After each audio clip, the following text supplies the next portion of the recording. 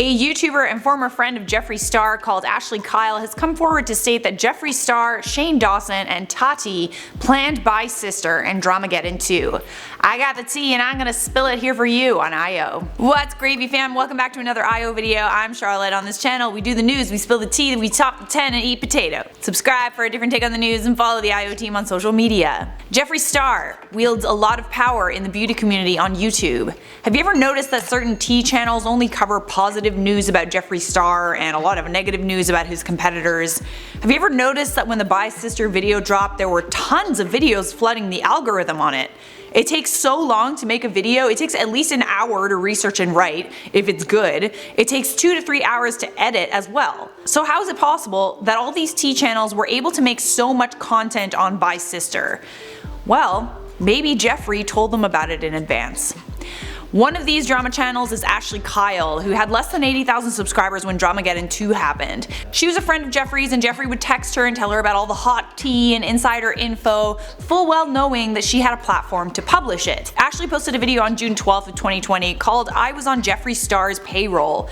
Everybody's talking about it, and there's a good reason for that. Ashley used to be on Jeffree's PR list and she believed that they were friends. She had his personal phone number and everything, which made her feel special, and it influenced how much she trusted him. On April 29th, 2019, Jeffree Star texts Ashley and said, "There are so many dark things that are gonna come to light soon, and none of them involve me. Just buckle up.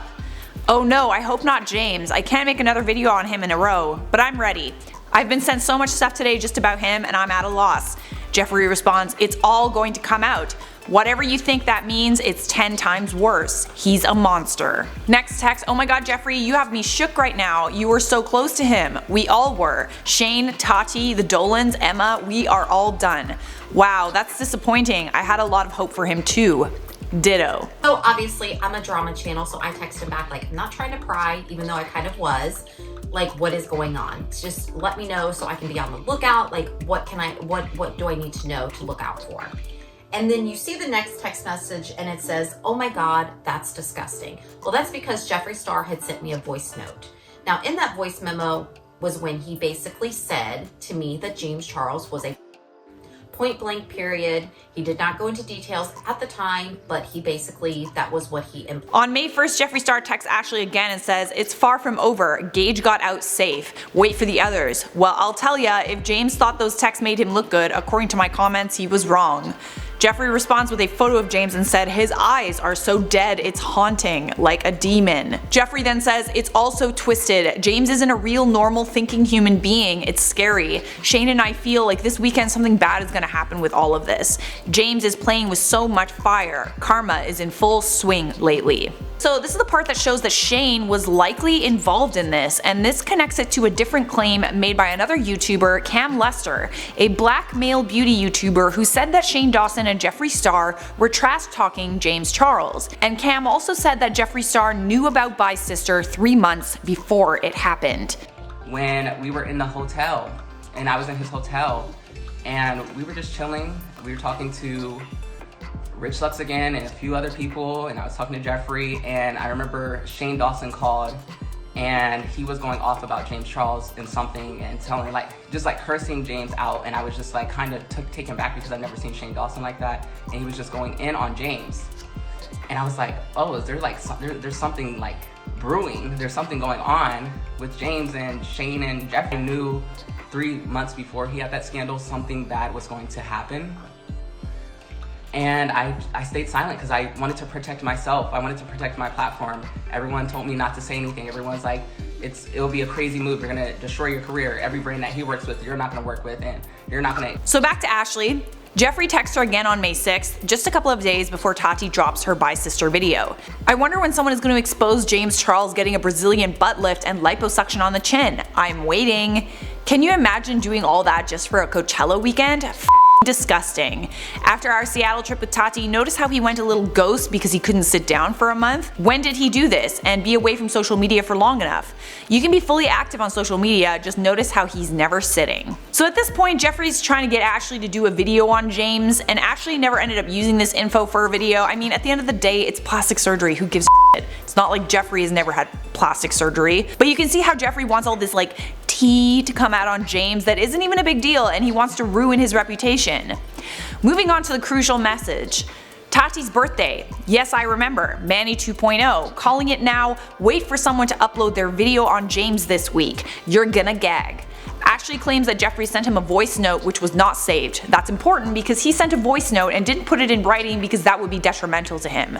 The voice note said that someone from Seattle was going to be making a video on James, likely either the Seattle waiter or Tati. On May 10th, when Tati dropped her video, Jeffree texts Ashley and says, "I love seeing you get them views." Here's what Ashley said about that. Same time, Jeffree Star has millions of followers. Why does someone like that have a relationship with an 80,000 at the time drama channel?